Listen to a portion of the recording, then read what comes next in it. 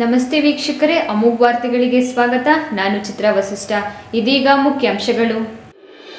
ಕಳೆದ 15 ವರ್ಷಗಳಿಂದ ಹೊಳೆನರಸೀಪುರ ವಿಧಾನಸಭಾ ಕ್ಷೇತ್ರದಲ್ಲಿ ಅಭಿವೃದ್ಧಿ ಶೂನ್ಯ, ಸಂಸದ ಶ್ರೇಯಸ್ ಪಟೇಲ್ ಹೇಳಿಕೆ. ಮತ್ತು ಕಲಬುರಗಿಯ ವೈದ್ಯಕೀಯ ವಿಜ್ಞಾನ ಸಂಸ್ಥೆಯಲ್ಲಿ ನಡೆದ 35ನೇ ರಾಜ್ಯ ವಾರ್ಷಿಕ ಕರ್ನಾಟಕ ಸಮುದಾಯ ಆರೋಗ್ಯ ಸಂಘದ ಕಾರ್ಯಕ್ರಮದಲ್ಲಿ ಡಾಕ್ಟರ್ ತೇಜಸ್ವಿ HJ ಅವರಿಗೆ ಸನ್ಮಾನ, ಬೆಸ್ಟ್ ಕಮ್ಯುನಿಟಿ ಚಾಂಪಿಯನ್ ಪ್ರಶಸ್ತಿ ಪ್ರದಾನ. ವಾರ್ತೆಗಳ ವಿವರ. ಕಳೆದ 15 ವರ್ಷಗಳಿಂದ ಹೊಳೆನರಸೀಪುರ ವಿಧಾನಸಭಾ ಕ್ಷೇತ್ರದಲ್ಲಿ ಅಭಿವೃದ್ಧಿ ಶೂನ್ಯವಾಗಿದೆ ಎಂದು ಸಂಸದ ಶ್ರೇಯಸ್ ಪಟೇಲ್ ಹೇಳಿದರು.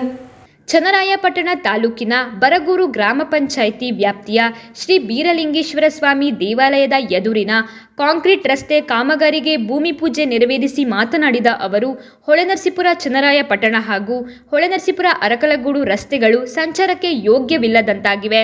ಇನ್ನಷ್ಟೇ ಇದರ ಬಗ್ಗೆ ಗಮನ ಹರಿಸಬೇಕಿದೆ. ಈ ಭಾಗದ ನಾಗರಿಕರು ದೂರುಗಳನ್ನು ತರುತ್ತಿದ್ದಾರೆ. ಗ್ರಾಮೀಣ ಪ್ರದೇಶಗಳನ್ನು ಸಂಪರ್ಕಿಸುವ ರಸ್ತೆಗಳು ಅಭಿವೃದ್ಧಿ ಕಂಡಿಲ್ಲ. ಮುಖ್ಯಮಂತ್ರಿ ಹಾಗೂ ಉಪಮುಖ್ಯಮಂತ್ರಿಗಳಲ್ಲಿ ಮನವಿ ಮಾಡಿದ್ದು ಪೂರಕ ಸ್ಪಂದನೆ ದೊರೆತಿದೆ. ಇದೇ ತಿಂಗಳು ಜಿಲ್ಲೆಗೆ ಸಿಎಂ ಆಗಮಿಸಲಿದ್ದು ಹಲವು ಕಾಮಗಾರಿಗಳಿಗೆ ಚಾಲನೆ ನೀಡಲಿದ್ದಾರೆ. ಚಿಕ್ಕ ಕರಡೇವಿನಿಂದ ಹೆರಗು ರಸ್ತೆ ನಿರ್ಮಾಣ ಕಾಮಗಾರಿಗೆ 2 ಕೋಟಿ ರು ವಿಶೇಷ ಅನುದಾನ ಮಂಜೂರಾಗಿದ್ದು ಕಾಮಗಾರಿಗೆ ಚಾಲನೆ ನೀಡಲಾಗುವುದು. ಲೋಕೋಪಯೋಗಿ ಇಲಾಖೆಯಿಂದ ಹೆಚ್ಚಿನ ಅನುದಾನದ ನಿರೀಕ್ಷಿಸಲಾಗುತ್ತಿದೆ. ಆನೆಕೆರೆಯಲ್ಲಿ ಶಾಲಾ ಕೊಠಡಿ ನಿರ್ಮಾಣಕ್ಕೆ ಭೂಮಿ ಪೂಜೆ ನೆರವೇರಿಸಿದ್ದು ಉದಯಪುರ KPS ಶಾಲೆಯಲ್ಲಿ ಹೆಚ್ಚು ಮಕ್ಕಳಿದ್ದು ಅಲ್ಲಿಗೂ 2 ಕೊಠಡಿಗಳನ್ನು ನೀಡಲಾಗುವುದು ಎಂದು ಹೇಳಿದರು. ಲೋಕಸಭಾ ವ್ಯಾಪ್ತಿಯ ನಮ್ಮ ಚನ್ನರಾಯಪಟ್ಟಣ ತಾಲೂಕಿನ ದಂಡಿಗನಹಳ್ಳಿ ಹೋಬಳಿಗೆ ಸುಮಾರು ಸ್ಥಳೀಯ ಲೋಕಸಭಾ ಸದಸ್ಯರ ಪ್ರದೇಶಾಭಿವೃದ್ಧಿ ಅನುದಾನದಲ್ಲಿ ಸುಮಾರು ಒಂದು 8 ಗ್ರಾಮಗಳಿಗೆ ಭೂಮಿ ಪೂಜೆಯನ್ನು ಮತ್ತು 7 ಗ್ರಾಮಗಳಿಗೆ ಸುಮಾರು ಅದರಲ್ಲಿ ರಸ್ತೆಗಳು ಮತ್ತು ಶುದ್ಧ ಕುಡಿಯುವ ಘಟಕಗಳು ಮತ್ತು 2 ಎಲ್ಲ ರಸ್ತೆಗಳು ಮತ್ತು ಶುದ್ಧ ಕುಡಿಯುವ ಘಟಕಕ್ಕೆ ಕೊಟ್ಟಿದ್ದೀವಿ. ಮತ್ತು ಇವತ್ತು ನಮ್ಮ ಬರಗೂರು ಹ್ಯಾಂಡ್ ಪೋಸ್ಟ್ನಲ್ಲಿ ರಸ್ತೆ ಅಭಿವೃದ್ಧಿಗೆ ಕಾಂಕ್ರೀಟ್ ರಸ್ತೆಗೆ ಕಂಠಾಚಾರು ಮನೆ ರಸ್ತೆಗೆ ಕಾಂಕ್ರೀಟ್ ರಸ್ತೆಗೆ ಪೂಜೆಯನ್ನು ಮಾಡಿದ್ದೀವಿ. ಇದು ಮೊದಲನೇ ಕಂತಿನ ಅನುದಾನದಲ್ಲಿ ಹಂತವಾಗಿ ತಗೊಳ್ಳೋ ಕೆಲಸ ಮಾಡಿದ್ವಿ. ಜಿಲ್ಲಾದ್ಯಂತ ಅನುದಾನವನ್ನು ನನ್ನ ಪರಿಣಿತಿ ವ್ಯಾಪ್ತಿಯಲ್ಲಿ ಬರುವಂಥ ಅನುದಾನದಲ್ಲಿ ಹಂತವಾಗಿ ಬಿಡುಗಡೆ ಮಾಡಿ ಎಲ್ಲೆಲ್ಲಿ ತುಂಬ ಅವಶ್ಯಕತೆ ಅತ್ಯವಶ್ಯಕ ಇರುವಂತಹ ರಸ್ತೆಗಳಾಗಿರ್ಬೋದು, ಶುದ್ಧತ್ವ ಘಟಕ ಆಗಿರ್ಬೋದು, ಬಸ್ ನಿಲ್ದಾಣ ಆಗಿರ್ಬೋದು, ಇದೆಲ್ಲ ಮಾಡುವಂಥ ಕೆಲಸ ಮಾಡ್ತೀವಿ. ಇದು ಸಹ ಹೆಚ್ಚಿನ ಅನುದಾನ ನಮ್ಮ ದಂಡಿಗನಹಳ್ಳಿ ಹೋಬಳಿಗೆ ಲೋಕೋಪಯೋಗಿ ಇಲಾಖೆ ಬೇಕಾಗ್ತದೆ. ಯಾಕಂದರೆ ಸುಮಾರು ಕಡೆ ರಸ್ತೆ ಹಾಳಾಗಿದೆ. 10-15 ವರ್ಷದಿಂದ ಯಾವುದೇ ರೀತಿ ಅಭಿವೃದ್ಧಿ ಯಾವ ರಸ್ತೆಗಳು ಅಭಿವೃದ್ಧಿ ಆಗಿದೆ. ಹಾಗಾಗಿ ಸಚಿವರ ಮಾನ್ಯ ಲೋಕೋಪಯೋಗಿ ಸಚಿವರನ್ನ ಜನಸಂಖ್ಯಾ ಮುಖ್ಯಮಂತ್ರಿಗಳನ್ನ ಉಪಮುಖ್ಯಮಂತ್ರಿಗಳನ್ನ ಮಾಡಿದ್ದು ವಿಶೇಷವಾಗಿ ಅನುದಾನ ಬಿಡುಗಡೆ ಮಾಡ್ತೀವಿ ಅಂತ ಹೇಳಿದರು. ಹಾಗಾಗಿ ಒಂದಷ್ಟು ಬಿಡುಗಡೆ ಮಾಡಿದ ಜೊತೆಗೆ ಈಗಾಗಲೇ ನಾವು ಚಿಕ್ಕರಡೆಯಿಂದ ಎರಡೂರು ರಸ್ತೆ ಎಷ್ಟು 2 ಕೋಟಿಗೆ ಮಂಜೂರಾಗಿ ಇನ್ನೇನು ಅದು ಸಹ ಈ ವಾರದಲ್ಲಾಗಲೇ ಗುಡ್ಲಿ ಪೂಜೆ ಮಾಡಬೇಕು. ಅದು ಸಹ ಚಿಕ್ಕರಡೆಯಿಂದ ಎರಡೂರು ರಸ್ತೆ, ಆದರೆ ಅದು ಎಕ್ಸ್ಕ್ಲೂಸಿವ್ಲಿ ನಮ್ಮ ದಂಡಿಗನಹಳ್ಳಿ ಚನ್ನರಾಯಪಟ್ಟಣ ತಾಲೂಕಿಗೆ ಇರುತ್ತದೆ. ಆ ರಸ್ತೆ ಒಂದು 2 ಕೋಟಿಗೆ ನಾವು ಮಂಜೂರು ಮಾಡಿ ಈ ವಾರದಲ್ಲಿ ಗುಡ್ಲಿ ಪೂಜೆ ಆಗ್ತದೆ. ಅದೇ ರೀತಿ ಸುಮಾರು ಕಡೆ ಲೋಕೋಪಯೋಗಿ ರಸ್ತೆಗಳು ಸಮಸ್ಯೆಗಳಿವೆ ಮತ್ತು ಶಾಲಾ ಕಟ್ಟಡಗಳು ಹಂತವಾಗಿ ನನ್ನ ಪರಿಮಿತಿ ವ್ಯಾಪ್ತಿಯಲ್ಲಿ ಏನೇನು ಮಾಡ್ಬೋದು ಪ್ರಯತ್ನ ಮಾಡುವ ಕೆಲಸವನ್ನು ಮಾಡ್ತೀವಿ. ಈ ಸಂದರ್ಭದಲ್ಲಿ ತಾಲೂಕು ಪಂಚಾಯಿತಿ ಮಾಜಿ ಅಧ್ಯಕ್ಷೆ ಇಂದ್ರಾರಾಮಣ್ಣ, ರೈತ ಸಂಘದ ತಾಲೂಕು ಅಧ್ಯಕ್ಷ CG ರವಿ, ಶಂಕರ್ ಬರಗೂರು, ಮೋಹನ್, ರಾಮಕೃಷ್ಣೇಗೌಡ ಮತ್ತಿತರರು ಹಾಜರಿದ್ದರು. ಕಲಬುರಗಿಯ ವೈದ್ಯಕೀಯ ವಿಜ್ಞಾನ ಸಂಸ್ಥೆಯಲ್ಲಿ ನಡೆದ 35ನೇ ರಾಜ್ಯ ವಾರ್ಷಿಕ ಕರ್ನಾಟಕ ಸಮುದಾಯ ಆರೋಗ್ಯ ಸಂಘದ ಕಾರ್ಯಕ್ರಮದಲ್ಲಿ ಹಾಸನದ ಡಾಕ್ಟರ್ ತೇಜಸ್ವಿ HJ ಅವರಿಗೆ ಬೆಸ್ಟ್ ಕಮ್ಯುನಿಟಿ ಚಾಂಪಿಯನ್ ಪ್ರಶಸ್ತಿಯನ್ನು ನೀಡಿ ಗೌರವಿಸಲಾಯಿತು. ಕಲಬುರಗಿಯ ವೈದ್ಯಕೀಯ ವಿಜ್ಞಾನ ಸಂಸ್ಥೆಯಲ್ಲಿ ಕರ್ನಾಟಕ ರಾಜ್ಯ ಸಮುದಾಯ ಆರೋಗ್ಯ ಸಂಘದ 35ನೇ ರಾಜ್ಯ ವಾರ್ಷಿಕ ಕಾರ್ಯಕ್ರಮವನ್ನು ಹಮ್ಮಿಕೊಳ್ಳಲಾಯಿತು. ಅದರಲ್ಲಿ ಅನೇಕ ವಿಭಾಗಗಳಲ್ಲಿ ಕಾರ್ಯನಿರ್ವಹಿಸಿರುವ ಸಾಧಕರಿಗೆ ಪ್ರಶಸ್ತಿ ಪ್ರದಾನ ಸಮಾರಂಭವನ್ನು ಆಯೋಜಿಸಲಾಗಿತ್ತು. ಹಲವಾರು ವರ್ಷಗಳಿಂದ ಗ್ರಾಮೀಣ ಪ್ರದೇಶಗಳಲ್ಲಿ ಸಾರ್ವಜನಿಕರ ಆರೋಗ್ಯದ ಹಿತದೃಷ್ಟಿಯಿಂದ ಸಮಾಜಕ್ಕೆ ಕೊಡುಗೆ ನೀಡುವ ಸಲುವಾಗಿ ತಮ್ಮ ನಿಸ್ವಾರ್ಥ ಸೇವೆಯನ್ನು ಸಲ್ಲಿಸಿರುವ ಹಾಸನದ ವೈದ್ಯರಾದ ಡಾಕ್ಟರ್ ತೇಜಸ್ವಿ HJ ಅವರ ಕೊಡುಗೆಗಳನ್ನು ಪರಿಗಣಿಸಿ ಬೆಸ್ಟ್ ಕಮ್ಯುನಿಟಿ ಚಾಂಪಿಯನ್ ಪ್ರಶಸ್ತಿಯನ್ನು ನೀಡಿ ಗೌರವಿಸಲಾಯಿತು. ಇವರು ಗ್ರಾಮೀಣ ಭಾಗಗಳಲ್ಲಿ ಸರ್ವರಿಗೂ ಸಮಾನ ಆರೋಗ್ಯ ರಕ್ಷಣೆಯನ್ನು ಉತ್ತೇಜಿಸುವಲ್ಲಿ, ಸಮುದಾಯದ ಆಧಾರಿತ ಉಪಕ್ರಮಗಳನ್ನು ಬಲಪಡಿಸುವಲ್ಲಿ ಮತ್ತು ಜಾಗೃತಿ ಕಾರ್ಯಕ್ರಮಗಳನ್ನು ಕೈಗೊಳ್ಳುವಲ್ಲಿ, ಉತ್ತಮ ಆರೋಗ್ಯ ಪದ್ಧತಿಗಳ ಮೂಲಕ ಕುಟುಂಬಗಳನ್ನು ಸಬಲೀಕರಣಗೊಳಿಸುವಲ್ಲಿ ನಿರಂತರವಾಗಿ ನಾಯಕತ್ವವನ್ನು ವಹಿಸಿದ್ದಾರೆ. ತಳಮಟ್ಟದಿಂದ ಆರೋಗ್ಯ ವ್ಯವಸ್ಥೆಯನ್ನು ಸುಧಾರಿಸುವ ಮತ್ತು ಸ್ಥಳೀಯ ಆರೋಗ್ಯ ಸವಾಲುಗಳನ್ನು ಪರಿಹರಿಸುವ ಅವರ ಬದ್ಧತೆಯು ಸಮುದಾಯದ ಯೋಗಕ್ಷೇಮದ ಮೇಲೆ ಅರ್ಥಪೂರ್ಣ ಪರಿಣಾಮ ಬೀರಿದೆ. ಆರೋಗ್ಯ ಕ್ಷೇತ್ರದಲ್ಲಿ ಅವರು ಸಲ್ಲಿಸಿರುವ ಅತ್ಯುತ್ತಮ ಸೇವಾ ಮನೋಭಾವವನ್ನು ಶ್ಲಾಘಿಸುತ್ತಾ ಈ ಪ್ರಶಸ್ತಿಯನ್ನು ನೀಡಲಾಯಿತು. ಕರ್ನಾಟಕ ವೈದ್ಯಕೀಯ ಶಿಕ್ಷಣ ಸಚಿವರಾದ ಡಾಕ್ಟರ್ ಶರಣಪ್ರಕಾಶ್ ರುದ್ರಪ್ಪ ಪಾಟೀಲ್ ಅವರು ಪ್ರಶಸ್ತಿಯನ್ನು ನೀಡಿ ಗೌರವಿಸಿದರು. ಸಮಸ್ತ ಅಮೋಘ್ ವಾಹಿನಿಯ ಪರವಾಗಿ ಡಾಕ್ಟರ್ ತೇಜಸ್ವಿ HJ ಅವರಿಗೆ ಅಭಿನಂದನೆಗಳು. ಮೊನ್ನೆ ಗುಲ್ಬರ್ಗದಲ್ಲಿ 35ನೇ ರಾಜ್ಯ ಕಮ್ಯುನಿಟಿ ಮೆಡಿಸಿನ್ ಕಾನ್ಫರೆನ್ಸ್ ನಡೆಯಿತು. ಆ ಕಾನ್ಫರೆನ್ಸಲ್ಲಿ ನನಗೆ ಉತ್ತಮ ಕಮ್ಯುನಿಟಿ ಮೆಡಿಸಿನ್ ಚಾಂಪಿಯನ್ ಅನ್ನುವಂತಹ ಒಂದು ಅವಾರ್ಡನ್ನು ಕೊಟ್ಟಿರ್ತಾರೆ. ಈ ಕಾರ್ಯಕ್ರಮದಲ್ಲಿ ಸನ್ಮಾನ್ಯ ವೈದ್ಯಕೀಯ ಶಿಕ್ಷಣ ಸಚಿವರಾದ ಶರಣಪ್ರಕಾಶ್ ಪಾಟೀಲ್ ಸರ್ ಅವರ ಕೈಯಿಂದ ನನಗೆ ಅವಾರ್ಡ್ ಕೊಟ್ಟಿರ್ತಾರೆ. ನಾನು MBBS ಮತ್ತು MD ಕಮ್ಯುನಿಟಿ ಮೆಡಿಸಿನ್ನ ಬ್ಯಾಂಗ್ಳೂರು ಮೆಡಿಕಲ್ ಕಾಲೇಜಲ್ಲಿ ಮುಗಿಸಿ ಹಾಸನಕ್ಕೆ ಬಂದೆ. 7 ವರ್ಷ ಹಾಸನದಲ್ಲಿ ಸೇವೆ ಸಲ್ಲಿಸ್ತಿದ್ದೆ. ಮೊದಲು 2 ವರ್ಷ ಮೊಸಳೆ ಹೊಸಳ್ಳಿ, ಈಗ ಕಾರ್ಲೆ ಮತ್ತು ಗೊರೂರು ಪ್ರಾಥಮಿಕ ಆರೋಗ್ಯ ಕೇಂದ್ರದಲ್ಲಿ ಕೆಲಸ ಮಾಡ್ತಾ ಇದ್ದೀನಿ. ನನ್ನ ಕೊಡುಗೆ ಆಸ್ಪತ್ರೆ ಉದ್ಧಾರಕ್ಕೆ ಹಾಗೂ ಪಬ್ಲಿಕ್ ಹೆಲ್ತ್ಗೋಸ್ಕರ ಆಗಿ ಕೊಟ್ಟಿರುವಂತಹ ಸೇವೆಗಳನ್ನು ಗಣನೆಗೆ ತಗೊಂಡು ಇಂತಹ ಒಂದು ಪ್ರತಿಷ್ಠಿತ ಅವಾರ್ಡನ್ನು ಕೊಟ್ಟಿರ್ತಾರೆ. ಈ ಅವಾರ್ಡಿಗೆ ಸಹಕಾರ ಮಾಡಿರುವಂತಹ ನನ್ನೆಲ್ಲ ಆಸ್ಪತ್ರೆ ಸಿಬ್ಬಂದಿ ವರ್ಗವರು, ನಮ್ಮ ಕುಟುಂಬಸ್ಥರು, ನನ್ನ ಗುರು ಹಿರಿಯವರಿಗೆಲ್ಲ ವಂದನೆ ಸಲ್ಲಿಸುತ್ತಾ, ಇದು ಹಾಸನಕ್ಕೆ ಒಂದು ಹೆಮ್ಮೆಯ ವಿಷಯವಾಗಿದೆ. ಇನ್ನೂ ಹೆಚ್ಚು ಕೆಲಸ ಮಾಡಲು ನನಗೆ ಉತ್ತೇಜನ ನೀಡಲು ಇದು ಪೂರಕವಾಗಿರುತ್ತದೆ. ಕೆಲಸ ಹೇಳೋದು ಅಂದರೆ ನಾವು ಯಾವಾಗಲೂ ಹೇಳ್ತೀವಿ, prevention is better than cure ಅಂತ. ಸಮಸ್ಯೆ ಬರೋಕ್ಕಿಂತ ಮುಂಚೆನೇ ನಾವು ಅದನ್ನು ಆ್ಯಕ್ಟ್ ಮಾಡಬೇಕು. ಅದನ್ನೇ ನಮ್ಮ ಸಮುದಾಯ ಆರೋಗ್ಯಶಾಸ್ತ್ರ ಅಂದರೆ ಕಮ್ಯುನಿಟಿ ಮೆಡಿಸಿನ್ ಅದನ್ನು ಪ್ರತಿಪಾದಿಸುತ್ತೆ.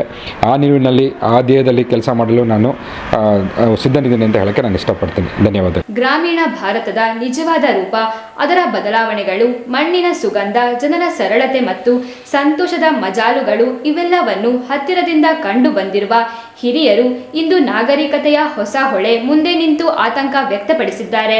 ಒಮ್ಮೆ ಸಮಯ ನಿಧಾನವಾಗಿ ಸಾಗುತ್ತಿತ್ತು, ಬದಲಾವಣೆಗಳಿಂದ ಗಾಢವಾದ ಅರ್ಥವಿತ್ತು. ಆದರೆ ಇಂದು ನಮ್ಮ ಬದುಕಿನ ವೇಗವೇ ಬದಲುಗೊಂಡಿದೆ ಎಂದು ಜಿಲ್ಲಾ ಕನ್ನಡ ಸಾಹಿತ್ಯ ಪರಿಷತ್ತು ಅಧ್ಯಕ್ಷ HL ಮಲ್ಲೇಶ್ ಗೌಡ ಬೇಸರ ವ್ಯಕ್ತಪಡಿಸಿದರು. ನಗರದ ಜಿಲ್ಲಾ ಕನ್ನಡ ಸಾಹಿತ್ಯ ಪರಿಷತ್ ಭವನದಲ್ಲಿ ಪ್ರತಿಮಾ ಟ್ರಸ್ಟ್ ಮತ್ತು ಕನ್ನಡ ಸಾಹಿತ್ಯ ಪರಿಷತ್ತು ಇವರ ಸಹಯೋಗದಲ್ಲಿ ಹಮ್ಮಿಕೊಳ್ಳಲಾಗಿದ್ದ ಉಮೇಶ್ ತೆಂಗನಹಳ್ಳಿ ಅನುಬಸ ಅಂತರಾಳದ ಕೃತಿ ಕಪ್ಪು ಹಾಲಿನ ಕತೆ ಕಾದಂಬರಿಯ 2ನೇ ಆವೃತ್ತಿ ಬಿಡುಗಡೆ ಕಾರ್ಯಕ್ರಮದಲ್ಲಿ ಕೃತಿ ಕುರಿತು ಮಾತನಾಡಿದ ಅವರು, ಬದಲಾವಣೆಯ ಈ ಬಿರುಸಿನಲ್ಲಿ ಮನುಷ್ಯನ ಮನಸ್ಥಿತಿಯೇ ಮಾರ್ಪಟ್ಟಿದೆ. ಅನೇಕರು ಗ್ರಾಮೀಣ ಬದುಕಿನ ಮೌಲ್ಯಗಳನ್ನು ಅರಿಯದೆ ಬದುಕುತ್ತಿರುವುದು ವಿಷಾದನೀಯ. ಇಂದಿನ ಆಧುನಿಕ ಕಾಲದಲ್ಲಿ ಅನೇಕ ಪುರುಷರು ತಮ್ಮ ಅಸ್ತಿತ್ವವನ್ನೇ ಕಳೆದುಕೊಂಡಿದ್ದಾರೆ. ಮನುಷ್ಯನ ಮೌಲ್ಯ ಬಟ್ಟೆ, ಕಾರು, ಕಟ್ಟಡಗಳಲ್ಲಿ ಅಳೆಯಲಾಗುತ್ತಿದೆ. ತಾಯ್ತನದ ಮಹತ್ವವು ಮಸುಕಾಗುತ್ತಿರುವುದು ದೊಡ್ಡ ನಷ್ಟ. ತಾಯಿ ಎಂಬ ಸ್ಥಾನವನ್ನು ಯಾರು ತುಂಬಲಾರರು. ಒಂದು ಕ್ಷಣದ ನಿರ್ಲಕ್ಷ್ಯಕ್ಕೂ ಮಗುವಿನ ಭವಿಷ್ಯ ಕತ್ತಲೆಯಾಗಬಹುದು. ಮನುಷ್ಯನನ್ನು ಮನುಷ್ಯನಾಗಿಸುವ ಮೊದಲ ಪಾಠ ಮನೆಯ ತಾಯಿಯ ಮಮತೆಯಲ್ಲಿದೆ. ನಮ್ಮ ಪೂರ್ವಿಕರು ಮಣ್ಣಿನ ನಡುವೆಯೇ ಜೀವನ ಮೌಲ್ಯವನ್ನು ಕಂಡಿದ್ದರು. ಆದರೆ ನಾವು ನಾಗರಿಕರು ಆಟವನ್ನೇ ಮರೆಯುತ್ತಿದ್ದೇವೆ.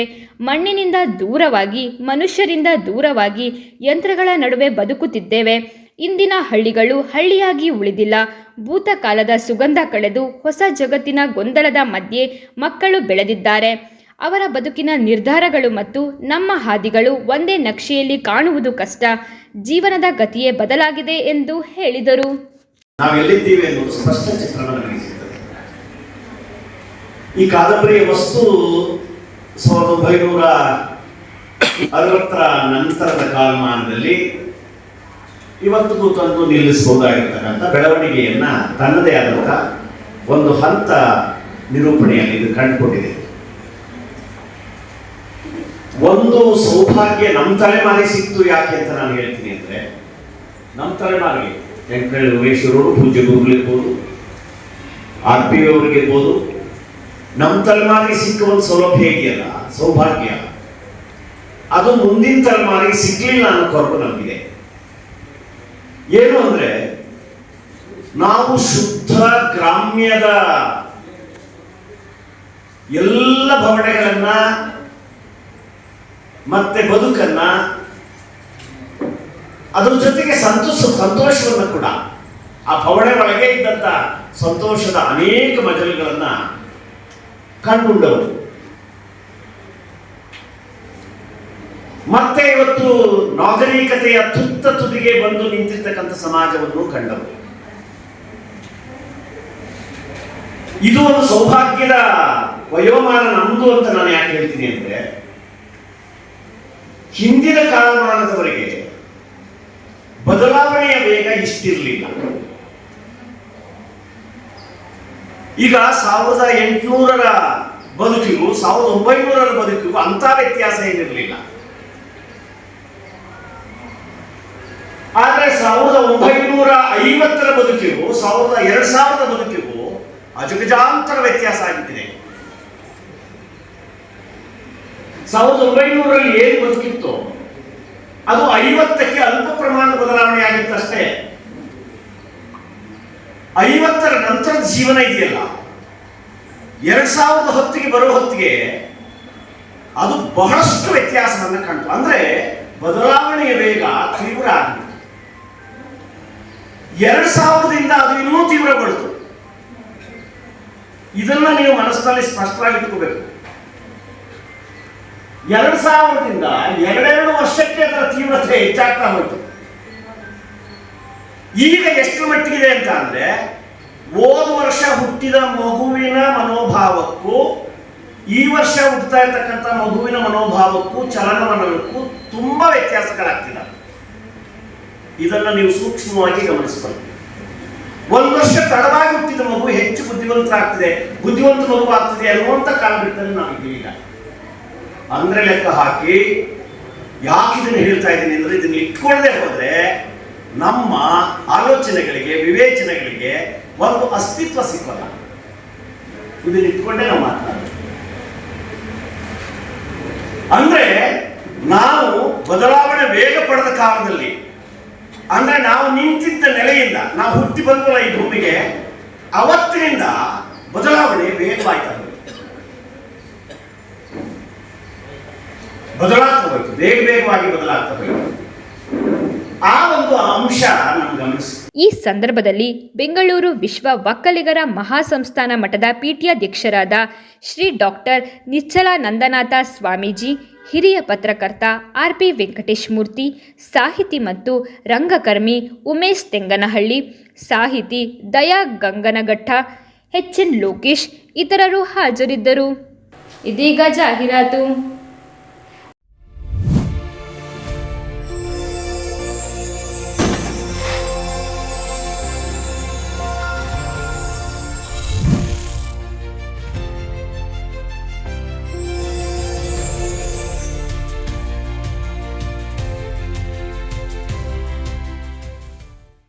ಚಿನ್ನನ ಹಿಂದೆ ಸೇಲ್ ಮಾಡಿ. ಸೇಲ್ ಯುವರ್ ಗೋಲ್ಡ್, ನಿಮ್ಮ ಚಿನ್ನವನ್ನು ಹಿಂದೆ ಸೇಲ್ ಮಾಡಿ.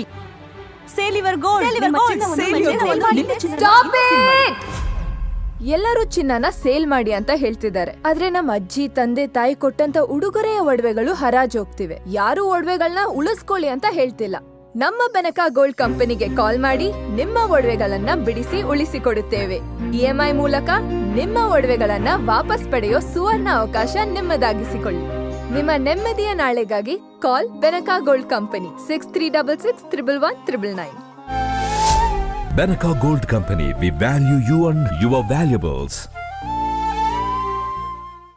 ದಕ್ಷಿಣ ಭಾರತದ ಹೆಸರಾಂತ ನಂಬರ್ 1 ಹಾಗೂ ನಂಬಿಕೆಗೆ ಅರ್ಹವಾದ ನಮ್ಮ ಬೆನಕ ಗೋಲ್ಡ್ ಕಂಪನಿಯು ನೀವು ಅಡ ಇಟ್ಟ ಚಿನ್ನವನ್ನು ಬಿಡಿಸಿಕೊಡುವುದಲ್ಲದೆ ಉಳಿಸಿಕೊಳ್ಳಲು ಸಹಕರಿಸುತ್ತದೆ. ಚಿನ್ನಕ್ಕೆ ಚಿನ್ನದಂತ ಬೆಲೆ ಬೇಕೆ?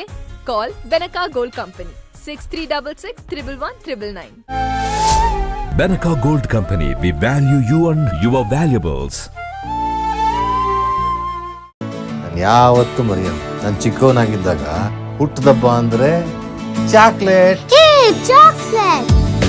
ಜೊತೆಯಾಗಿದ್ದರೆ ಎಲ್ಲರೂ ಸಿಹಿಯಾದ ಸಂಭ್ರಮವು, ಖುಷಿ ಇದ್ದರೆ ಎಲ್ಲೆಲ್ಲೂ ಪ್ರತಿದಿನವೂ ಸಡಗರವು. Camco Chocolates, spreading. ಹಾಸನದ ಪ್ರತಿಷ್ಠಿತ ಆಸ್ಪತ್ರೆಗಳಲ್ಲಿ ಒಂದಾದ ಸಹ್ಯಾದ್ರಿ ಮಲ್ಟಿಸ್ಪೆಷಾಲಿಟಿ ಆಸ್ಪತ್ರೆ ನಿಮ್ಮ ಆರೈಕೆಗೂ ಮೀರಿ ಒಂದು ನಂಬಿಕೆ ಎಂಬ ಧ್ಯೇಯೋದ್ದೇಶದೊಂದಿಗೆ ಮುನ್ನಡೆಯುತ್ತಿದೆ. ಹಾಸನದ ನಂಬರ್ 1 ಮೂತ್ರಪಿಂಡ ಶಾಸ್ತ್ರಜ್ಞ ಮತ್ತು ಕಸಿ ವೈದ್ಯರಾದ ಡಾಕ್ಟರ್ ಪವನ್ ಎಂ ರವರ ಸಾರಥ್ಯದಲ್ಲಿ ಜಿಲ್ಲೆಯಲ್ಲಿಯೇ ಏಕೈಕ ಚಾರ್ಕೋಲ್ ಡಯಾಲಿಸಿಸ್ ಚಿಕಿತ್ಸೆಯ ಸೌಲಭ್ಯವು ನಮ್ಮ ಆಸ್ಪತ್ರೆಯಲ್ಲಿ ಮಾತ್ರ ಲಭ್ಯ. ಡಾಕ್ಟರ್ ಹಬೀಬ್ ಉರ್ ರೆಹಮಾನ್ ಕನ್ಸಲ್ಟೆಂಟ್ ಫಿಸಿಷಿಯನ್ ಮತ್ತು ಮಧುಮೇಹ ತಜ್ಞರಾಗಿ ಸೇವೆ ಸಲ್ಲಿಸುತ್ತಿದ್ದು ಅಪಾರ ಜನರ ಮೆಚ್ಚುಗೆ ಗಳಿಸಿರುತ್ತಾರೆ.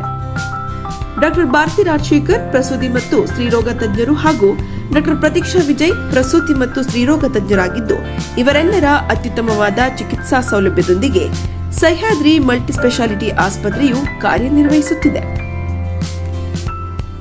ನಮ್ಮ ಆಸ್ಪತ್ರೆಯಲ್ಲಿ ನರರೋಗ, ಮೂಳೆ ತಜ್ಞರು, cancer, ENT, urologist, gastroenterology, trauma centre, general surgeon, hi tech modular operation theatre, MICU ಮತ್ತು NICU ಸೌಲಭ್ಯಗಳು ನಮ್ಮ ಆಸ್ಪತ್ರೆಯಲ್ಲಿ ಲಭ್ಯವಿವೆ.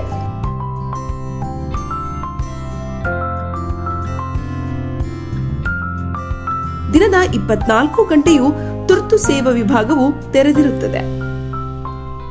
ಅತ್ಯಾಧುನಿಕ ಅಲ್ಟ್ರಾಸೌಂಡ್ ಸ್ಕ್ಯಾನಿಂಗ್, ಎಕ್ಸ್ರೇ ಮತ್ತು ಲ್ಯಾಬ್ ಹಾಗೂ ಎಲ್ಲ ರೀತಿಯ ಆರೋಗ್ಯ ವಿಮೆ ಸೌಲಭ್ಯವಿದೆ. ಸಹ್ಯಾದ್ರಿ ಮಲ್ಟಿಸ್ಪೆಷಾಲಿಟಿ ಆಸ್ಪತ್ರೆ, ಭಾರತಿ ಹೆಲ್ತ್ ಕೇರ್ ಕಾಂಪ್ಲೆಕ್ಸ್, ಗಂಧದಕೋಟೆ ಮುಂಭಾಗ, RC ರಸ್ತೆ, ಹಾಸನ.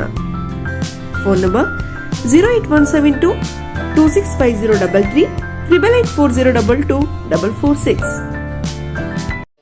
ರಾಜ್ಯದ ಪ್ರತಿಷ್ಠಿತ ಸೇವಾ ಸಂಸ್ಥೆಗಳಲ್ಲಿ ಒಂದಾದ ರಾಷ್ಟ್ರೋತ್ಥಾನ ಪರಿಷತ್ ಭಾರತೀಯ ಜ್ಞಾನ ಪರಂಪರೆ, ನೈಜ ಇತಿಹಾಸ, ಸಂಸ್ಕೃತಿ, ಜೀವನ ಪದ್ಧತಿ ಪ್ರತಿಬಿಂಬಿಸುವ CBSE ಪಠ್ಯಕ್ರಮದ 17 ವಿದ್ಯಾಕೇಂದ್ರಗಳನ್ನು ರಾಜ್ಯದ ವಿವಿಧ ಭಾಗಗಳಲ್ಲಿ ನಡೆಸುತ್ತಿದೆ. ಈ ಶಾಲೆಗಳಲ್ಲಿ ವಿದ್ಯಾರ್ಥಿಗಳ ಸರ್ವಾಂಗೀಣ ವಿಕಾಸಕ್ಕಾಗಿ ಪಂಚಮುಖಿ ಶಿಕ್ಷಣ ಎನ್ನುವ ವಿಶಿಷ್ಟ ಕಲಿಕಾ ಪದ್ಧತಿಯನ್ನು ಅನುಷ್ಠಾನಗೊಳಿಸಲಾಗಿದೆ.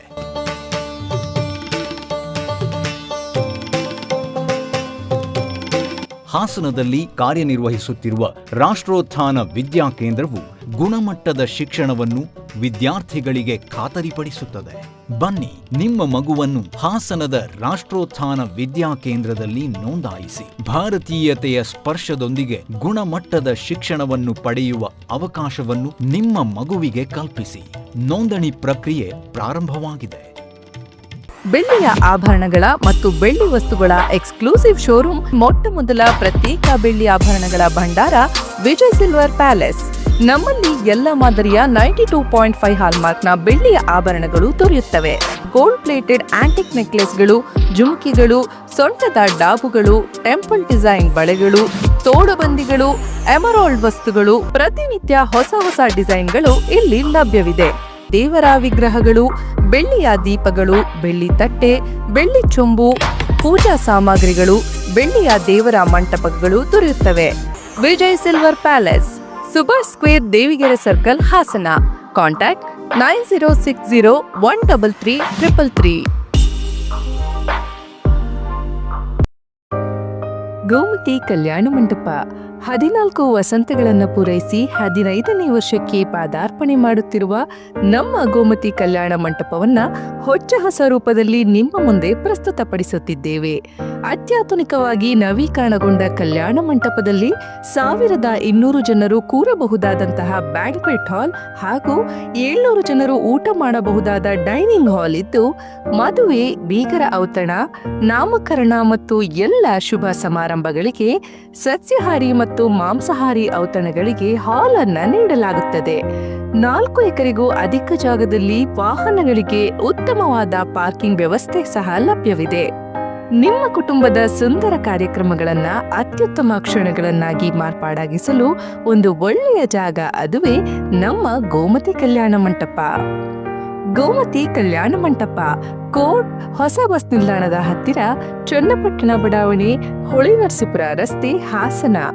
ಬುಕಿಂಗ್ ಹಾಗೂ ಹೆಚ್ಚಿನ ಮಾಹಿತಿಗಾಗಿ ಸಂಪರ್ಕಿಸಿ 9484242761 ಮತ್ತು 8970568666.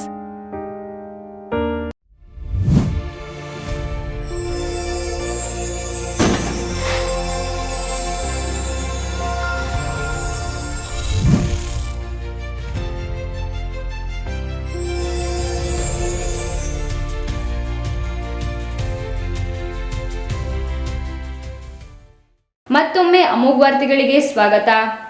ಸಮಾಜದಲ್ಲಿ ಶೋಷಿತರು, ಅವಕಾಶ ವಂಚಿತರನ್ನು ಗುರುತಿಸಿ ಮುಂದೆ ತರುವ ಪ್ರಯತ್ನ ನಡೆಸಿದಾಗ ಸಮಾಜ ನಿರ್ಮಾಣ ಸಾಧ್ಯವಾಗುತ್ತದೆ ಎಂದು ಬೆಳಗಾವಿ ವಿಭಾಗದ ಪ್ರಾದೇಶಿಕ ಆಯುಕ್ತೆ ಕೆಎಂ ಜಾನಕಿ ತಿಳಿಸಿದರು. ಪಟ್ಟಣದಲ್ಲಿ ವಿಶ್ವಚೇತನ ಜೈ ಭೀಮ್ ಚಾರಿಟೇಬಲ್ ಟ್ರಸ್ಟ್ ಅನ್ನು ಉದ್ಘಾಟಿಸಿ ಮಾತನಾಡಿದ ಅವರು, ಸಂವಿಧಾನದ ಮೂಲಕ ಬಾಬಾ ಸಾಹೇಬ್ ಅಂಬೇಡ್ಕರ್ ಎಲ್ಲರಿಗೂ ಸಮಾನವಾದ ಅವಕಾಶಗಳನ್ನು ಕಲ್ಪಿಸಿದ್ದಾರೆ. ಅದನ್ನು ಬಳಸಿಕೊಂಡು ಉತ್ತಮ ಬದುಕು ಕಟ್ಟಿಕೊಳ್ಳಲು ಮುಂದಾಗಬೇಕು. ಅಂಬೇಡ್ಕರ್ ಅಕ್ಕಿ ನೀರು ಕೊಟ್ಟಿದ್ದಾರೆ. ಅನ್ನ ಮಾಡಿಕೊಂಡು ಊಟ ಮಾಡುವುದನ್ನು ಕಲಿಯಬೇಕಿದೆ. ಸಂವಿಧಾನ ನಮಗೆಲ್ಲರಿಗೂ ಸಮಾನವಾದ ಅವಕಾಶಗಳನ್ನು ನೀಡಿದೆ. ಭಾಷಣ, ಚಳುವಳಿ, ಹೋರಾಟದಲ್ಲೇ ನಮ್ಮ ಶ್ರಮ ಕಳೆದುಕೊಳ್ಳುತ್ತಿದ್ದೇವೆ. ಬೇರೆಯವರು ಇದರ ಲಾಭವನ್ನು ಪಡೆಯುತ್ತಾರೆ. ಯಾರಿಗೆ ಅನ್ಯಾಯವಾಗಿದೆ, ಯಾರಿಗೆ ಬೆಳಕು ಸಿಗುತ್ತಿಲ್ಲ, ಅಂತಹವರನ್ನು ಗುರುತಿಸಿ ಕೈಹಿಡಿದು ನಡೆಸಬೇಕು. ಆಗ ಮಾತ್ರ ಬಾಬಾ ಸಾಹೇಬರ ಉದ್ದೇಶ ಈಡೇರಿದಂತಾಗುತ್ತದೆ. ನಮ್ಮ ಹೋರಾಟ ಬದಲಾಗಬೇಕು, ಸಂವಿಧಾನಿಕವಾಗಿ ಆಗಬೇಕು. ವ್ಯರ್ಥವಾಗಿ ಸಮಯ ಹಾಳು ಮಾಡದೆ ಉತ್ತಮ ಶಿಕ್ಷಣ, ಸಂಸ್ಕಾರವನ್ನು ಪಡೆದು ಬದುಕು ಕಟ್ಟಿಕೊಳ್ಳಬೇಕು ಎಂದು ಹೇಳಿದರು. ಇನ್ನೆಲ್ಲ ವಿಷಯಗಳ ಬಗ್ಗೆ ವೇದಿಕೆಯಲ್ಲಿ ಮಾತಾಡಿದರೆ ನೀವು ಕೂಡ ಕೇಳಿದ್ದೀರಿ. ನಂದೊಂದು ನನ್ನ ವೈಯಕ್ತಿಕ ಅಭಿಪ್ರಾಯ ಏನು ಅಂದರೆ, ನಾವೆಲ್ಲರೂ ಮಾತಾಡೋದನ್ನೇ ಮಾಡ್ತಿದ್ದೀವಿ ಹೊರತಾಗಿ ನಮ್ಮ ಮೇಲೆ ನಾವೇ ಕೆಲಸ ಮಾಡ್ಕೊಳ್ತಿದ್ದೀವಿ ಅಂದಾಗ ನನ್ನನ್ನು ಸೇರ್ಕೊಂಡಂಗೆ ನಾವೆಲ್ಲರೂ ಫೇಲ್ ಆಗಿದ್ದೀವಿ. ಅದ್ರ ಬಗ್ಗೆ ಮಾತಾಡುವಾಗ ನಮ್ಮ ಹತ್ರ ಉತ್ತರ ಇರೋದಿಲ್ಲ. ನಾವೇನು ಮಾಡಿದ್ದೀವಿ ಅಂತ ಈಗ ಮನೇಲಿ ಹೇಳ್ತಾರಲ್ಲ, ಅಡುಗೆ ಮಾಡಿರ್ತಾರೆ, ಏನು ಚೆನ್ನಾಗಿಲ್ಲ, ಒಂದು ವಾಕ್ಯದಲ್ಲಿ ಹೇಳ್ಕೊಡ್ತೀವಿ. ಮಾಡಿದಾಗ ಯಾರು ಗೊತ್ತಾ, ಏನಿದೆ ಏನಿಲ್ಲ, ಯಾಕಿದೆ, ಹೆಂಗಿದೆ, ಹೆಂಗೆ ಮಾಡೋದು, ಯಾರಾದ್ರೂ ಯೋಚಿಸ್ತೀವ? ವ್ಯವಸ್ಥೆನೂ ಹಂಗೆ ಆಗಿದೆ. ನಾವೆಲ್ಲರೂ ಕೂಡ ಉತ್ತರದಾಯಿತ್ವಗಳಾಗಿದ್ದೀವಿ. ನಮ್ಗೆ ಅವ್ರು ಕೊಟ್ಟಿದ್ದಾರೆ, ಬಾಬಾ ಸಾಹೇಬರು ಅಕ್ಕಿ ಕೊಟ್ಟಿದ್ದಾರೆ, ನೀರು ಕೊಟ್ಟಿದ್ದಾರೆ, ಅನ್ನ ಮಾಡ್ಕೊಂಡು ಉಣ್ಣೋದು ಬೇರೆ ಯಾರ ಕಡೆ ನಾವು ನೋಡಬಾರ್ದು. ಅಶಕ್ತಿ ಇಲ್ವಾ? ಎಷ್ಟು ಜನಕ್ಕೆ ನಾವು ಕೈಯಿಲ್ಲದವರು, ಕಣ್ಣಿಲ್ಲದೆ ಇದ್ದವರು, ಎಷ್ಟು ಸದೃಢವಾಗಿ ಅವ್ರ ಬದುಕನ್ನ ಕಟ್ಕೊಂಡು ನಮ್ಮ ಸಮ ಬದುಕ್ತಾರೆ. ಅದು ನಿಜವಾದ ಸ್ವಾಭಿಮಾನವಾದ ಬದುಕು. ನಾವು ಆ ಥರ ಬದುಕಕ್ಕೆ ಏನು ಕಷ್ಟ, ನಮ್ಗೆಲ್ಲಾನು ಕೊಟ್ಟು ಅವ್ರ ಕಾಲ ಎಲ್ಲರೂ ನಾವು ಮಾತಾಡ್ತೀವಲ್ಲ ಭಾಷಣ, ಅಂಬೇಡ್ಕರ್ ಜೀವನ ಚರಿತ್ರೆ ಓದ್ರಲ್ಲ, ಎಲ್ಲರೂ ಅಕ್ಷರ ಕಲ್ತಿದ್ದೀವಿ. ಎಷ್ಟು ಜನ ಓದ್ತೀವಿ, ಎಷ್ಟು ಜನ ಮನೇಲಿ ನಾವು ಅವರ ಬದುಕು ಬರಗಳನ್ನ ಇಟ್ಕೊಂಡಿದ್ದೀವಿ. ನಾವು ಓದ್ಬೇಕು, ಇಲ್ಲ ನಮ್ಮ ಮಕ್ಕಳ ಕಡೆ ಓದಿಸ್ಬೇಕು. ಓದ್ತಿದ್ದೀವಿ ದಿನ, ಎಲ್ಲದಕ್ಕೂ ಉತ್ತರ ಕೊಟ್ಟು ಹೋಗಿದ್ದಾರೆ. ಉತ್ತರ ತಗೊಳ್ಳುವಂತ ಕಣ್ಣನ್ನ ನಾವೇ ತಗೋಬೇಕು, ಬಿಡ್ಬೇಕು. ನಮ್ಗೆ ಬೇಕಾದ ಬಿಡ್ತೀವಿ, ಬೇಡದ ಕಣ್ಣು ಮುಚ್ಕೋತೀವಿ ಅಂತಂದ್ರೆ ನಿಮ್ಗೆ ಏನ್ ಬೇಕಾದ್ ಸಿಗತ್ತೆ. ನಾವು ಶ್ರಮ ಮಾಡಿ ಪ್ರಯತ್ನ ಮಾಡಿ ಅದು ಆಗಲಿಲ್ಲ ಅಂದಾಗ ನಮಗೆ ದೂಷಣೆ ಮಾಡಕ್ಕೆ, ಕಂಪ್ಲೇಂಟ್ ಮಾಡಕ್ಕೆ ಅಧಿಕಾರ ಇರುತ್ತೆ. ನಮ್ಮ ಪ್ರಯತ್ನ ಏನ್ ಮಾಡಿದೀವಿ ಅಂತ ನಾವು ಫಸ್ಟ್ ನಮ್ಮನ್ನು ಕೇಳ್ಕೋಬೇಕು. ಆಗ ಮಾತ್ರ ನಾವು ಒಬ್ಬರನ್ನ ಪ್ರಶ್ನೆ ಮಾಡೋಕ್ಕಾಗಲಿ ಅಥವಾ ನಮ್ಮ ಬದುಕನ್ನ ಚಂದ ಮಾಡ್ಕೊಳಕ್ಕಾಗಲಿ ಸಾಧ್ಯ ಆಗುತ್ತೆ. ಅವರೊಂದು ಮಹಾ ಬೆಳಕು, ಆ ಬೆಳಕಿನ ಕಿರಣಗಳನ್ನ ನಾವು ನೋಡಕ್ಕಾಗ್ತಿಲ್ಲ, ಕಣ್ಣು ಮುಚ್ಕೊಂಡಿದ್ದೀವಿ, ನಮ್ಗೇನು ಕಾಣ್ತು ಅದನ್ನ ನಾವು ಬೇಕು ಅಂತ ಅಂತೀವಿ ಅಂದ್ರೆ ಯಾವುದು ಬರೋದಿಲ್ಲ ತಾನಾಗಿ. ಎಲ್ಲದಕ್ಕೂ ಶ್ರಮ ಪಡಬೇಕು ಇರುತ್ತೆ. ಈಗ ಆನೆಗೆ ಒಂದು ರೀತಿಯ ಸೌಕರ್ಯ ಇರ್ತದೆ, ಇರುವೆಗೆ ಒಂದು ರೀತಿ ಸೌಕರ್ಯ ಇರ್ತದೆ, ಜಿಂಕೆಗೆ ಬೇರೆ ರೀತಿ ಸೌಕರ್ಯ ಇರ್ತದೆ. ನಿಸರ್ಗ ನಾವೆಲ್ಲರಿಗೂ ಕೂಡ ಸಮಾನ ಅವಕಾಶವನ್ನ ಕೊಟ್ಟಿದೆ. ಕೃತಕವಾಗಿ ನಾವು ಬೇರೆ ನಿರ್ಮಾಣ ಮಾಡ್ಕೊಂಡಿರಬಹುದು. ಶತಶತಮಾನಗಳಿಂದ ನಾವು ಶೋಷಣೆಗೆ ಒಳಗಾಗ್ತಿದ್ದೀವಿ ಅಂತ ಎಷ್ಟು ದಿನ ಹೇಳ್ಬಹುದು? ಬೇಡ, ಜಾತಿ ಜಾತಿ ಅಂತ ಇನ್ನು ಎಷ್ಟು ದಿನ ನಾವು ಮಾತಾಡ್ತೀವಿ? ಎಷ್ಟು ದಿನ ಅದನ್ನ ಕ್ಲೈಮ್ ಮಾಡಕ್ ಸಾಧ್ಯ ಆಗತ್ತೆ? ನೋಡಿದ್ರೆ ಗೊತ್ತಾಗತ್ತೆ, ಜನರಲ್ ಮೆರಿಟ್ SC/ST ಮಕ್ಕಳ ಮೆರಿಟ್ ಗಿಂತ ಕಡಿಮೆ ಇರ್ತದೆ. ಆ ಥರ ಮಾತಾಡ್ಬೇಕು ನಾವು. ಅದರ ಹೊರತಾಗಿ ನಾವಿನ್ನೂ ಭಾಷಣ, ಚಳವಳಿ, ಹೋರಾಟ ಅಂತ ಇದ್ರೆ ನಮ್ಮ ಶ್ರಮವನ್ನ ಅನಾಯಾಸವಾಗಿ ನಾವು ಕಳ್ಕೊಳ್ತೀವಿ. ಮತ್ತೆ ಬೇರೆಯವರು ಅದರ ಲಾಭವನ್ನ ಆರಾಮಾಗಿ ಪಡ್ಕೊಂಡು ಮುಂದೆ ಹೋಗ್ತಾರೆ. ಎಷ್ಟು ದಿನ ಹೇಳ್ತಾರೆ ಸತ್ತವರಿಗೆ? ಎಷ್ಟು ದಿನ ಹೇಳ್ತಾರೆ? ಒಂದಿನ, 2 ದಿನ, 3ನೇ ದಿನ ಮತ್ತೆ ಇವತ್ತು ಯಾರನ್ನೂ ಕಾಯೋದಿಲ್ಲ. ಅದಕ್ಕೆ ನನ್ನ ಉದ್ದೇಶ ಏನು, ನನ್ನ ಅಭಿಪ್ರಾಯ ಏನು ಅಂದ್ರೆ, ಇಂತಹ ಸಂಘಟನೆಗಳು ಯಾರಿಗೆ ಧ್ವನಿ ಇಲ್ಲ, ಯಾರಿಗೆ ತಿಳುವಳಿಕೆ ಇಲ್ಲ, ಯಾರಿಗೆ ಅವಕಾಶ ವಂಚನೆ ಆಗ್ತಿದೆ,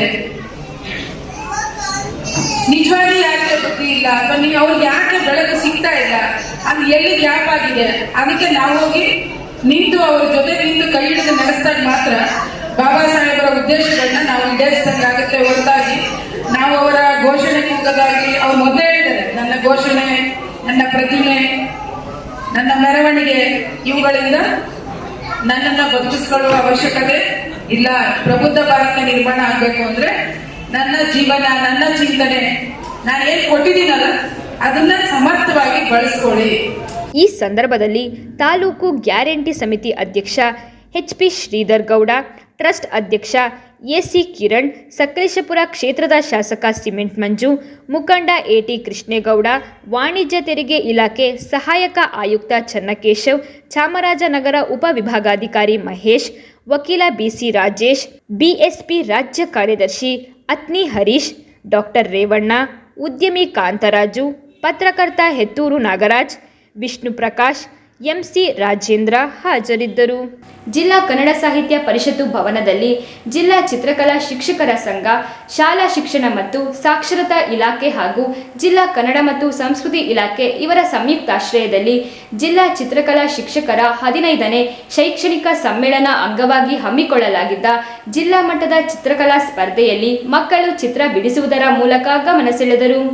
ಇದೇ ವೇಳೆ ಜಿಲ್ಲಾ ಚಿತ್ರಕಲಾ ಶಿಕ್ಷಕರ ಸಂಘದ ಅಧ್ಯಕ್ಷ YB ರವಿ ಮಾಧ್ಯಮದೊಂದಿಗೆ ಮಾತನಾಡಿ, ಮಕ್ಕಳಲ್ಲಿರುವ ಅಡಗಿದ ಕಲಾ ಪ್ರತಿಭೆಯನ್ನು ಅನಾವರಣಗೊಳಿಸಿ ಅವರಿಗೆ ಶೈಕ್ಷಣಿಕ ಹಾಗೂ ಸಾಂಸ್ಕೃತಿಕ ಪ್ರೋತ್ಸಾಹ ನೀಡುವ ನಿಟ್ಟಿನಲ್ಲಿ ಹಾಸನ ಜಿಲ್ಲಾ ಚಿತ್ರಕಲಾ ಶಿಕ್ಷಕರ ಸಂಘದ ವತಿಯಿಂದ ಈ ವರ್ಷವೂ ಜಿಲ್ಲಾ ಮಟ್ಟದ ಚಿತ್ರಕಲಾ ಸ್ಪರ್ಧೆಯನ್ನು ಆಯೋಜಿಸಿದೆ. ಮಕ್ಕಳಲ್ಲಿ ಹೊಸ ಚಿಂತನೆ, ಕಲ್ಪನೆ ಮತ್ತು ಕೌಶಲ್ಯಗಳನ್ನು ಉತ್ತೇಜಿಸಲಿರುವ ಈ ಸ್ಪರ್ಧೆ ಭವಿಷ್ಯದ ಕಲಾವಿದರಿಗೆ ಬಲವಾದ ವೇದಿಕೆಯಾಗಿ ಪರಿಣಮಿಸುತ್ತಿದೆ. ಪ್ರತಿ ಮಗುವಿನಲ್ಲೂ ತನ್ನದೇ ಆದ ವಿಶೇಷ ಸಾಮರ್ಥ್ಯ ಅಡಗಿದೆ. ಆ ಪ್ರತಿಭೆಯನ್ನು ಹೊರತರುವುದು ಶಿಕ್ಷಕರ ಹಾಗೂ ಇಂತಹ ಸಾಂಸ್ಕೃತಿಕ ಕಾರ್ಯಕ್ರಮಗಳ ಜವಾಬ್ದಾರಿಯಾಗಿದೆ ಎಂದು ಹೇಳಿದರು. ಶಿಕ್ಷಕರ ಸಂಘದಿಂದ ಒಂದು ವಿಶೇಷವಾಗಿ ಮಕ್ಕಳಿಗೆ ಒಂದು ಒಳ್ಳೆ ಸೌಲಭ್ಯವನ್ನು ಒದಗಿಸ್ಕೊಡ್ಬೇಕು ಅನ್ನೋ ಉದ್ದೇಶದಿಂದ ಚಿತ್ರಕಲಾ ಸ್ಪರ್ಧೆಯನ್ನು ಆಯೋಜನೆ ಮಾಡಿದ್ದೀವಿ. ಕಾರಣ ಇಷ್ಟೇ, ಪ್ರತಿಯೊಂದು ಮಗುವಿನಲ್ಲೂ ಏನಾದರೂ ಒಂದು ಹೊಸ ಶಕ್ತಿ ಇರುತ್ತೆ. ಆ ಶಕ್ತಿ ಅನಾವರಣಗೊಳ್ಬೇಕು ಅಂತ ಅಂದರೆ ಈ ಥರ ಒಂದು ಕಾರ್ಯಕ್ರಮ ಬೇಕು. ಆ ವೇದಿಕೆಯನ್ನು ನಮ್ಮ ಸಂಘದಿಂದ ಒದಗಿಸ್ಕೊಡ್ತಾ ಇದ್ದೀವಿ. ಮಗುವಿಗೆ ಒಂದು ಹೊಸ ಬುನಾದಿಯನ್ನು ಹಾಕ್ಕೊಡ್ತಾ ಇದ್ದೀವಿ. ಯಾಕೆಂದರೆ ಒಂದು ಅವರಲ್ಲಿ ಹುಡುಗಿರ್ತಕ್ಕಂಥ ಶಕ್ತಿಯನ್ನು ಹೊರತಂಬಾಗ ಇನ್ನೊಂದು ಕಡೆ ಹೋಗಿ ಭಾಗವಹಿಸಲಿಕ್ಕೆ ಅವಕಾಶ ಆಗುತ್ತೆ. ಆ ಒಂದು ಅವಕಾಶವನ್ನು ನಮ್ಮ ಜಿಲ್ಲೆಯ ಎಲ್ಲ ಚಿತ್ರಕಲಾ ಶಿಕ್ಷಕರ ಸಹಯೋಗದೊಂದಿಗೆ ನಮ್ಮ ಸಂಘದಿಂದ ಪ್ರತಿ ವರ್ಷ ಈ ಕಾರ್ಯಕ್ರಮವನ್ನು ಮಾಡ್ಕೊಂಡು ಬರ್ತಾ ಇದ್ದೀವಿ. ಇದ್ರ ಜೊತೆಗೆ ಶಿಕ್ಷಕರು ಪುನಶ್ಚೇತನ ಕಾರ್ಯಾಗಾರ ಅಂತ ಡೆಮೋ ಕಾರ್ಯಕ್ರಮ ಮಾಡ್ತಾ ಇದ್ದೀವಿ. ಪ್ರತಿ ವರ್ಷ ನಿವೃತ್ತಿಯಾಗಿರ್ತಕ್ಕಂಥ ಶಿಕ್ಷಕರಿಗೆ ಸನ್ಮಾನ ಕಾರ್ಯಕ್ರಮ ಮತ್ತು ಪ್ರತಿಭಾ ಪುರಸ್ಕಾರ, ಪ್ರತಿಭಾವಂತ ಮಕ್ಕಳಿಗೆ ಸಂಜೆ 4 ಗಂಟೆಗೆ ವೇದಿಕೆ ಮೇಲೆ ಪ್ರತಿಭಾ ಪುರಸ್ಕಾರವನ್ನು ನೆರವೇರಿಸ್ತೀವಿ. ಈ ನಮ್ಮ ಶಾಸಕರಾದಂಥ ಜನಪ್ರಿಯ ಶಾಸಕ ಸ್ವರೂಪ್ ಪ್ರಕಾಶ್ ಅವರು ಬರ್ತಾ ಇದ್ದಾರೆ. ನಮ್ಮ ಇಲಾಖಾ ವರಿಷ್ಠ ಅಧಿಕಾರಿಗಳಾದಂಥ ಬಲರಾಮ್ ಸರ್ ಅವರು, ಇನ್ನೂ ಅನೇಕ ಅಧಿಕಾರಿಗಳು ಮತ್ತು ಶಿಕ್ಷಕ ಸಂಘದ ಅಧ್ಯಕ್ಷರುಗಳು ಸಂಜೆ ಸಮಾರಂಭದಲ್ಲಿ ಭಾಗವಹಿಸ್ತಾ ಇದ್ದಾರೆ. ಒಟ್ಟು 260ಕ್ಕೂ ಹೆಚ್ಚು ಮಕ್ಕಳು ಈ ಚಿತ್ರಕಲಾ ಸ್ಪರ್ಧೆಯಲ್ಲಿ ಪಾಲ್ಗೊಂಡು ತಮ್ಮ ಕೈಚಳಕದ ಮೂಲಕ ವಿಭಿನ್ನವಾದ ಚಿತ್ರ ಬರೆದು ಗಮನ ಸೆಳೆದರು. ಈ ಸಂದರ್ಭದಲ್ಲಿ ಚಿತ್ರಕಲಾ ನಿವೃತ್ತ ಶಿಕ್ಷಕ BS ದೇಸಾಯಿ, ಸಂಘದ ಕಾರ್ಯದರ್ಶಿ HM ರಮೇಶ್, ಖಜಾಂಚಿ ಲಿಂಗರಾಜು, ಚಂದ್ರಶೇಖರ್, ಅಬ್ದುಲ್ ನವಾಬ್, ಶೋಭಾ, ನಿವೇದಿತಾ, ವಿನೋದ್ ಇತರರು ಉಪಸ್ಥಿತರಿದ್ದರು. ಕೊನೆಯಲ್ಲಿ ಮತ್ತೊಮ್ಮೆ ಮುಖ್ಯಾಂಶಗಳು. ಕಳೆದ 15 ವರ್ಷಗಳಿಂದ ಹೊಳೆನರಸೀಪುರ ವಿಧಾನಸಭಾ ಕ್ಷೇತ್ರದಲ್ಲಿ ಅಭಿವೃದ್ಧಿ ಶೂನ್ಯ, ಸಂಸದ ಶ್ರೇಯಸ್ ಪಟೇಲ್ ಹೇಳಿಕೆ. ಮತ್ತು ಕಲಬುರಗಿಯ ವೈದ್ಯಕೀಯ ವಿಜ್ಞಾನ ಸಂಸ್ಥೆಯಲ್ಲಿ ನಡೆದ 35ನೇ ರಾಜ್ಯ ವಾರ್ಷಿಕ ಕರ್ನಾಟಕ ಸಮುದಾಯ ಆರೋಗ್ಯ ಸಂಘದ ಕಾರ್ಯಕ್ರಮದಲ್ಲಿ ಡಾಕ್ಟರ್ ತೇಜಸ್ವಿ HJ ಅವರಿಗೆ ಸನ್ಮಾನ, ಬೆಸ್ಟ್ ಕಮ್ಯುನಿಟಿ ಚಾಂಪಿಯನ್ ಪ್ರಶಸ್ತಿ ಪ್ರದಾನ. ಮುಂದಿನ ವಾರ್ತಾ ಸಂಚಿಕೆಯೊಂದಿಗೆ ಮತ್ತೆ ಭೇಟಿಯಾಗೋಣ. ವಂದನೆಗಳು.